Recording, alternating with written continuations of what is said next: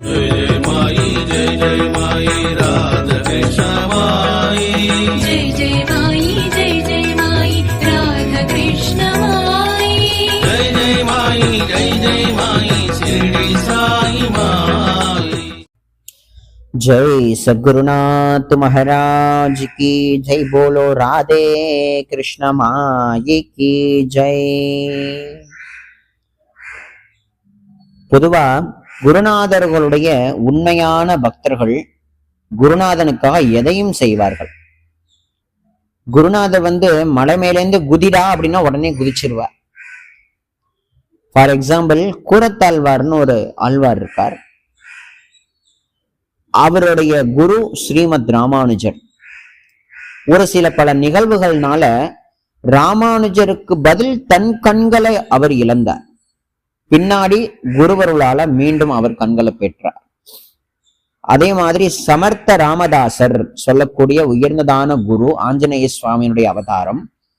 அவரு கல்யாண கோஸ்வாமிகள்னு சொல்லக்கூடிய தன்னுடைய சிஷ்யனை, அடே கல்யாண், என்னுடைய வஸ்திரம் அந்த மலை மேலேருந்து கீழே விழுந்துட்டு போய் எடுத்துட்டு வாடான்னு சொல்லும் பொழுது மேலேருந்து குதிச்சுட்டார். மேலேருந்து குதிச்சா கீழே ஒரு எலும்பு தேராது. கடைசியில இந்த குரு கீழையும் இருந்து தன் சிஷியனை காத்து ரட்சணை பண்ணார். அதே மாதிரி பப்பா ராமதாஸ் சுவாமிகள் தன் கிட்ட வந்த யோகிராம் சுரத்குமார் மகாராஜ, ஒரு ரூபா காசு இல்லாம நீ இந்த உலகம் முழுக்க போய் சுத்திட்டு வா, அதாவது நம்ம இந்தியா முழுக்க பாரத தேசம் முழுக்க போய் சுத்திட்டு வான்னு சொல்லி அனுப்பிச்சார். அதன்படியாகவே அவரும் எழுந்தார். ஏகநாதர்னு சொல்லக்கூடிய உயர்ந்த பக்தரோ தன் குருநாதனுடைய அந்த சொல்லுக்கு கட்டுப்பட்டு ஜென்மா பூரா வாழ்ந்தார்.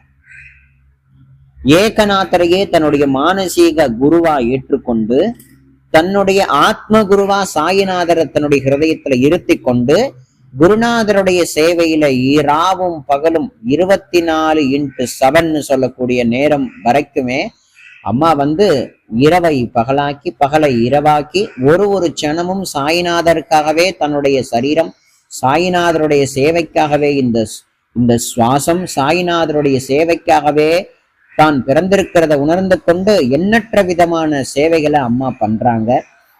அப்படி அம்மா செய்யக்கூடிய சேவைகள்ல குருநாதருடைய சேவைக்காக எதையுமே தியாகம் செய்யக்கூடிய அளவுக்கு அம்மா துணிந்தார்கள். அது அப்படிப்பட்ட ஒரு மனதை உருக்கக்கூடிய ஒரு நிகழ்வு. 1914 வருஷம் பாபா ஷிரடியில வாழ்ந்த காலம் 7/7/1914 செவ்வாய்க்கிழமை குரு பூர்ணிமா தினம் ஷிரடியில கொண்டாடப்பட இருந்துச்சு.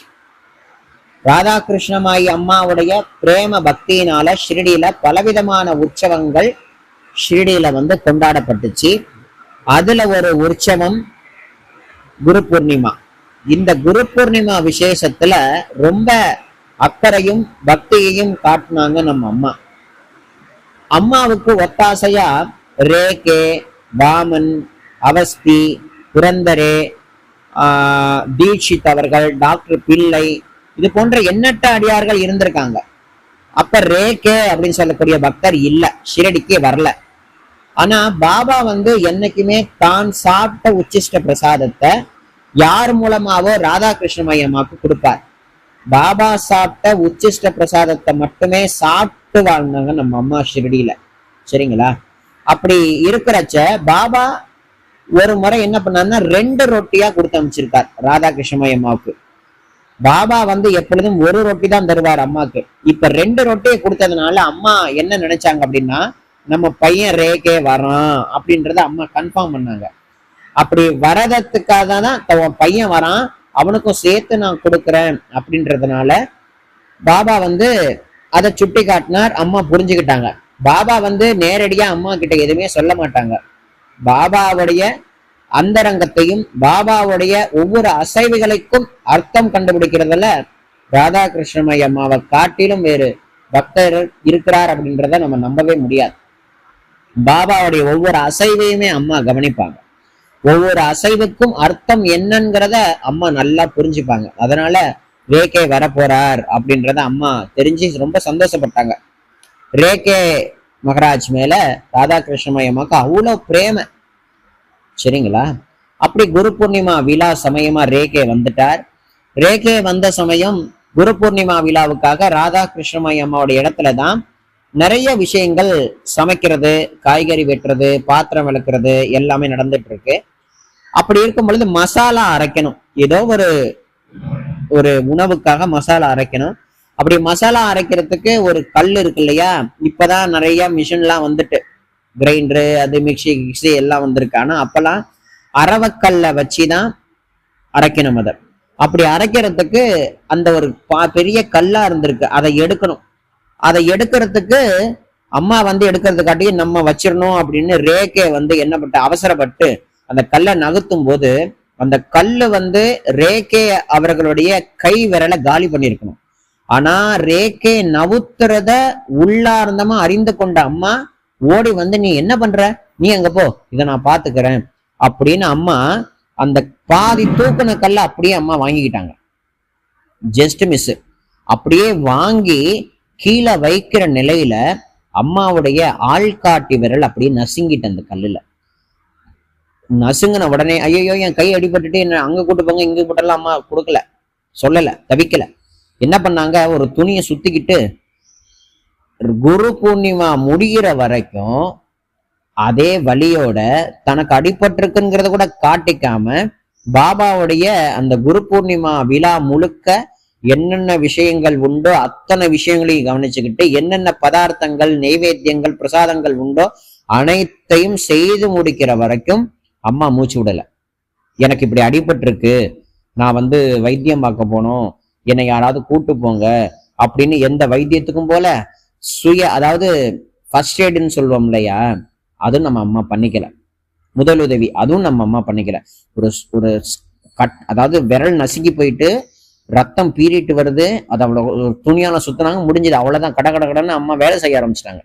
24 மணி நேரமும் ஓய்வே இல்லாதபடி அம்மா வேலை செய்வாங்க. அந்த சேவைக்கு எது பலன்? ஆத்ம திருப்தி. அந்த ஆத்ம திருப்திக்கு முன்னாடி இந்த விரல் இருந்தா என்ன போனா என்ன அப்படின்றதுதான் அம்மாவுடைய பெரியதான ஒரு விஷயம். பாபாவுடைய உயர்ந்ததான குரு சேவையில தன்னுடைய உடம்பையே திருஷ்டி சுத்தி போட்டாலும் அம்மா போடுவாங்களே தவிர என்னால முடியாதுன்ற ஒரு வார்த்தை அம்மாவோட வாயில வரவே வராது. ஏன்னா அம்மாவுடைய நிலை உயர்ந்த நிலை. அதாவது பாபா ஒரு வார்த்தை சொல்றார், என்னன்னா, நீங்கள் எனது உடலை எரித்தாலும் நான் அந்த உடலின் முன் நின்று பார்ப்பேன். காரணம் என்ன தெரியுமா? என்னைக்கோ ஒரு நாள் என்னுடைய குருநாதர் இந்த உடலை விட்டு என்னை வெளியே இழுத்து விட்டார் அப்படின்னு சொல்றார். நான்கிறது இந்த உடல் இல்ல, நீங்க பாபான்னு சொல்லக்கூடிய இந்த சரீரம் நான் அல்ல, நான் எங்கும் நிறைந்திருக்கக்கூடிய ஆத்மா அப்படின்றதுதான் பாபாவுடைய ரீதி. அது அவருடைய உபதேசம்.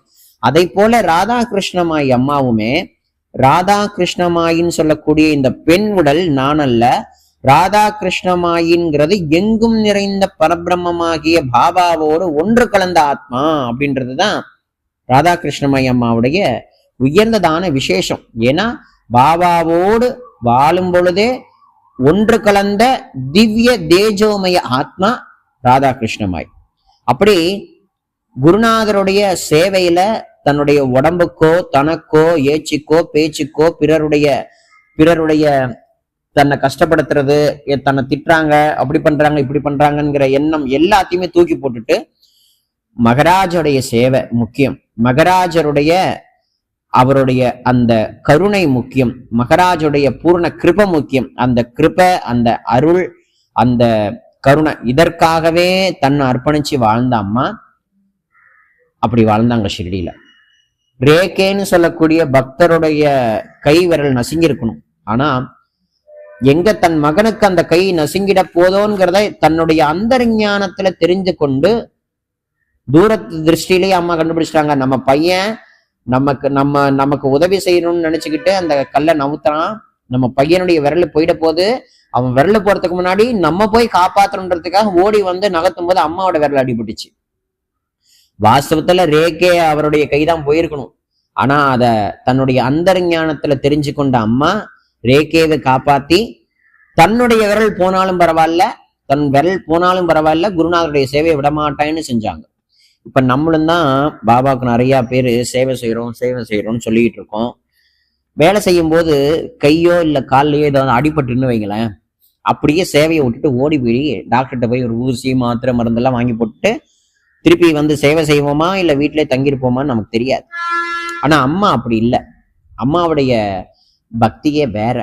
அதை வந்து இப்படிதான் அப்படிதான்னு யாராலையுமே சொல்லிடவே முடியாது. அப்படிப்பட்ட ஒரு தெய்வீகமான அம்மா குருநாதருடைய இஷ்டத்துக்காகவே ஷிரடிக்கு வந்தாங்க. குருநாதருடைய இச்சைக்காகவே ஷிரடியில இருந்து கொண்டு பாபாவுடைய சங்கல்பத்துல தன்னை அர்ப்பணித்து கொண்டு ஏக போகமான இது போல எண்ணற்ற விசேஷங்கள்ல கலந்து கொண்டு ஷிரடிய உயர்ந்ததான சமஸ்தானமாகவும் மாற்றி தனக்கும் இந்த சமஸ்தானத்துக்கும் எந்த சம்பந்தமும் இல்லைன்னு சொல்லக்கூடிய அகங்காரமற்ற நிலையில இருந்து கொண்டு சர்வ காரியத்தையும் பரித்தியாகம் குருநாதருடைய திருவடி சரணத்துல அப்படியே சமர்ப்பணம் பண்ணிட்டு குருநாதருடைய திருவடியோட ஐக்கியமான அம்மா நம்ம ராதாகிருஷ்ணமாய். அதனால குருநாதருடைய சேவைக்காக தன்னை அர்ப்பணித்த அன்னை, எதையும் தியாகம் செய்ய துணிவு கொண்ட அன்னை நம்ம அன்னை. அந்த அன்னையினுடைய திருவடியையும் அந்த அன்னையினுடைய திருநாமத்தையும் நம்ம நினைத்து கொண்டு இந்த அன்னையை போல் நம்மளும் பாபா கிட்ட பக்தி பண்ணணும் அப்படின்ற ஒரு பிரார்த்தனையும் வைப்போம்.